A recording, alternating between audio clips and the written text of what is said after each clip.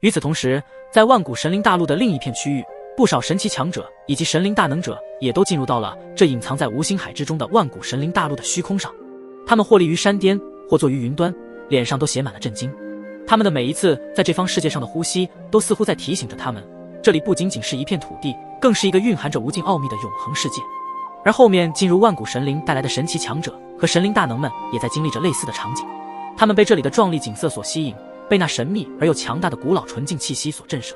在这片古老而又神奇的大陆上，每一位神奇神灵都能感受到一种前所未有的冲击。他们的眼神中闪烁着思索与野心，知道这将是一场关乎于自身荣光与信仰的征程。这里才是真正的神藏，其中的机缘宝物更是超乎想象。这些神奇强者和神灵大能者也没有在这里浪费一点时间，在这样一个充满无限资源的万古神灵大陆上，要尽快找出属于自己的机缘和宝物，提升自身的修为力量。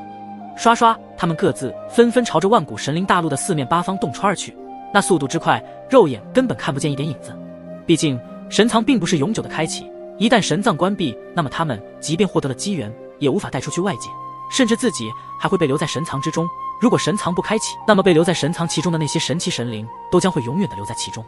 此时，又一处区域空间中开始发出扭曲动荡的波纹。突然间，在这扭曲波纹之前，12道身影凭空出现，他们的气息与之前进入神藏之前也大不相同，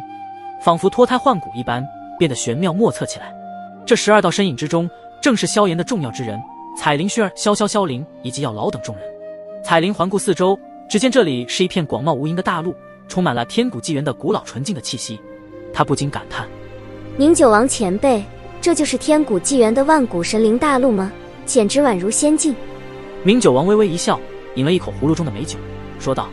没错，老夫也好久没来这里了，没想到过了那么久的时间，这万古神灵大陆还是与之前的样子一模一样。明九王的声音带着一丝感慨，他的话语中透露出对这片万古神灵大陆深深的眷恋。周围的景色仿佛随着他的声音而变得更加清晰，苍穹之上的万古之光透过云层，洒在这片大陆上的每一处角落，万物都被染上了一层蓝色的光辉。薰儿以及药老等环顾四周，只见远处群山巍峨，云雾缭绕，山涧清泉潺潺，空气中弥漫着淡淡的花香。他们的心情也随之平静下来，感受到了这片万古神灵大陆所蕴含的古老而又强大的生命力。我阅历无数，居然世间还有如此神圣的无尽大陆，真是让老夫大开眼界啊！无量神界在其面前也不过如此。说话的是一位老者，身穿青袍，淡淡的蓝发飘起，他的皱纹如同风化的岩石，见证了岁月无尽的沧桑。然而那双深陷的双眼却犹如星辰，藏着无尽的智慧与韧性，仿佛能洞察世间一切，使人感到他的深不可测。周身强大的气息波动，弥漫着他那无量的道法，只要他愿意，就能够碾压半道神之境中的强者。他就是无量神界之主。经过这一段时间的机遇，他也已经触摸到了大道之境的一丝门槛。他现在的修为实力起码是巅峰半道神的层次。一位巅峰半道神强者是在整个第一等级世界中，如今都是属于顶级的存在了，乃是大道之下天位之上的最强者。我也感受到了来自万古神灵带来上的古老力量，它在钻进我的体内，使我体内的天位神力不断地形成了漩涡，吸收着这片大陆上的磅礴能量。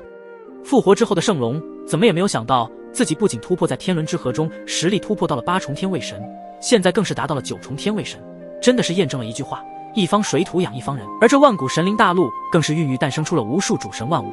所以只要进入这天古纪元时期最顶尖的超级神灵大陆，即便自己不修炼，都能够提升修为神力。这简直就是无数修炼者连做梦都不曾想到过的地方。难怪天古纪元是大纣最鼎盛的时期，在如此充满磅礴浩瀚的古老精纯能量面前，不突破不诞生无数主神大能都说不过去。药老情不自禁地摇摇头，心想着世界真是好奇妙，更是广阔无垠。曾经他所在万千下位面集结的大千世界，在其万古神灵大陆面前，不过是完全不入眼的一粒沙子。对了，神明三王前辈，你们能知道我们的父亲现在在哪里吗？突然一男一女的声音传出，而这一男一女正是萧炎的孩子萧萧与萧凌。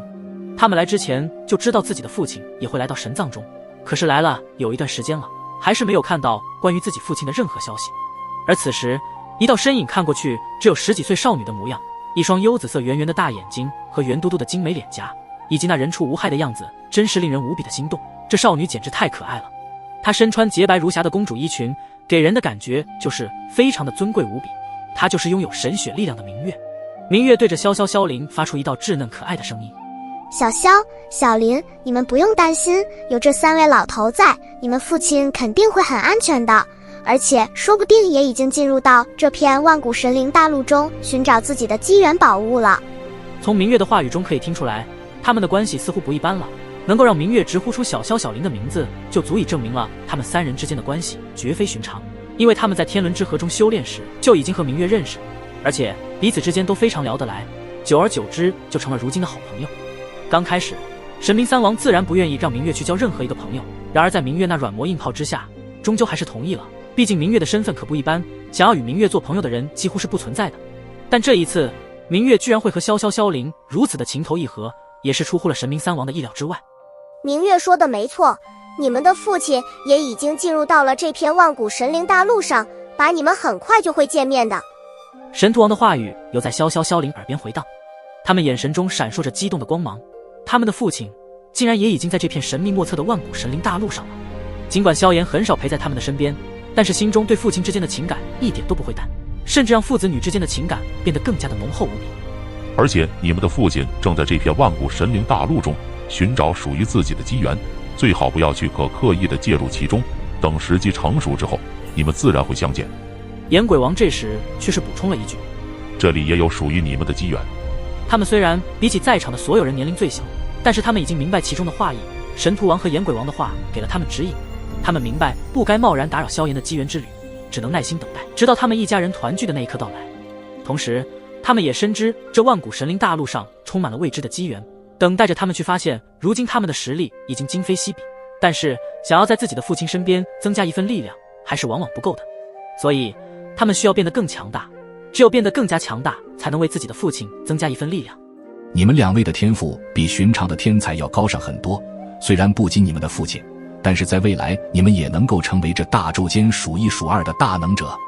明酒王喝完一口美酒，微笑地看向萧萧与萧林。在神明界的那段时间，他也在萧萧、萧林的身上看到了萧炎的影子，所以对其也是极其的欣赏。小萧、小林，我们快走吧，这里的机缘比其他地方更多，说不定还有着我一直要寻找的九转明粉花。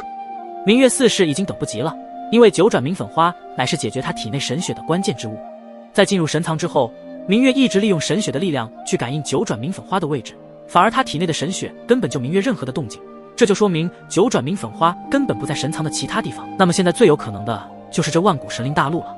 这个地方乃是天古纪元时期最顶尖的超级神灵大陆，拥有着万千面貌的世界，所以明月非常的确定这里应该存在着他一直苦苦寻找的九转明粉花。萧炎哥哥，你一定要等着我们，很快我们就能够相聚了。薰儿的脸上挂着自己对萧炎的那种永恒不变的思念之色，一旁的彩铃当即看出了薰儿的心事，并拉着薰儿那纤细的手说：薰儿，下次见到他时，本王一定要收拾收拾他。看到彩铃对自己的关心，忍不住的有些被感动。彩铃姐，